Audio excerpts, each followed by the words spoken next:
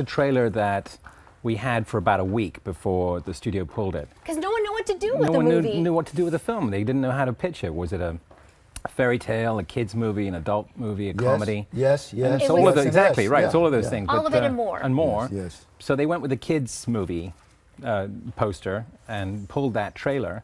And folks largely stayed away, which was amazing. And so it wasn't about till 10 years later, when the VHS market took off, that the film really found its It's a little audience. bit like It's a Wonderful Life, which was a flop. Yeah. Right. The movie was a flop for Right. 25 years until TV picked it up. That's so. right, true. How did you know that it was all of a sudden had a following? Well, I was in a restaurant, Lisa, in Manhattan about a decade later, and a waitress was asking me how I wanted my hamburger cooked, and I said medium rare, and she went, as you wish. And I looked at her and I said, excuse me? And she goes, you know, like that. And it was amazing. It was weird and wonderful at the same time. Suddenly this film that had been mostly dead for about a decade suddenly came back. And now, and I said this to you when you sat down, you've had this remarkable career. Thank you, Steve. 1001 movies, something like that. Yes. You've played the Pope, Yes. but nobody talks to you about that. No. Except the Pope was a fan, if you can believe that. I got to meet him, and he was a fan. And did he ask you about... Why did they pull the trailer? All right, let's go through the movie a little bit. Who did the movie? Who put it together? Well, Norman Lear, who was the man responsible for All in the Family and Archie Bunker's House and Maude and the Jeffersons, he was truly a mentor to Rob Reiner. And after Rob had this enormous success with This Is Spinal Tap, basically he was finishing up, I think he'd done Stand By Me and The Sure Thing, and he was on a roll. And Norman said, what do you want to do next? And Rob said, well, I want to make The Princess Bride. It was my favorite book growing up. It was a William Goldman book that'd been around. They tried to make movies out of it, they hadn't. That's right. Yes. In 1973, I think it came out.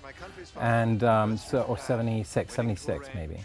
Anyway, excuse me for interrupting. Yes, sir. William Goldman, the great screenwriter, who famously said, nobody knows anything. nobody knows anything. When it comes to Hollywood, Yeah. or most other things. Yes. Okay. Yeah. Well, he was right, because, you know, what he was talking about was nobody knows what makes a hit movie. Because if they did, they make them all the time. So, you know, people always ask us, did you know when you were making this film it was going to be a classic? Mandy. Oh my gosh, Mandy. Billy. Billy! Carol Kane. I mean, I was surrounded by a tsunami of talent. This is one of your first big movies, right, at the time? Yeah, and my first what big introduced Hollywood us really to Robin Yeah, on a she big was fantastic. screen? Robin fantastic. Wright, Yeah, yes. we were lucky to get her. She was on Santa Barbara, which is a daytime soap opera, and they wouldn't let her out of her contract. So we had to bargain and beg, and we got her. She was the last person to be cast in the movie, if you can believe that, about a week before she... And everyone loved her. She's amazing. Everyone loved her. What's the story about the kiss that you kept doing? Well, we became such good friends that by the time we came to shoot that scene, Steve, we were giggling so much that we upset. Rob was very upset. He was like, kept coming out. Why are you guys laughing so much? It's just a kiss, but it feels weird when you're kissing. I love. you know. I was you gonna go ahead, say, yes. I love you met a president and you do a perfect impersonation of him. Right. When he met you and. It was incredible. We were there, my wife and I were there for the screening of the Millennium screenings that they had at the White House when President Clinton was in office, and they screened From the Earth to the Moon, which Tom Hanks produced for HBO. And they happened to be screening an episode I was in. And after the screening, I went up to the president with my wife and I said, Mr. President, my name is, he goes, I know exactly who you are, Cary. And I said, I thought, I had a look on my face like, gosh, what does he know? And he saw that look on my face and went, no, it's not what you think. Chelsea and I are big fans of The Princess Bride. We've seen it many, many times. And I couldn't believe it. I thought, wait a minute, how is this possible? And of course, we got a picture with him, and it's in the book, and yeah. Lots of little tidbits like that in the book, right? Billy Crystal on a roll. Incredible. This thing. Incredible. Well, Billy stayed in character the whole time. Once he got into full makeup, which took about 8 hours, he just wandered down to the set as Miracle Max. And I thought I had a pretty easy scene. You know, I was laying on the slab there, being mostly dead. Right? Yeah. Dead, yeah. And Rob comes up to me and he says, Cary, we look through the monitor and we can see your chest moving, so you're going to have to hold your breath. And I said, but for how long? And he goes, don't worry, we're not going to kill you, you know.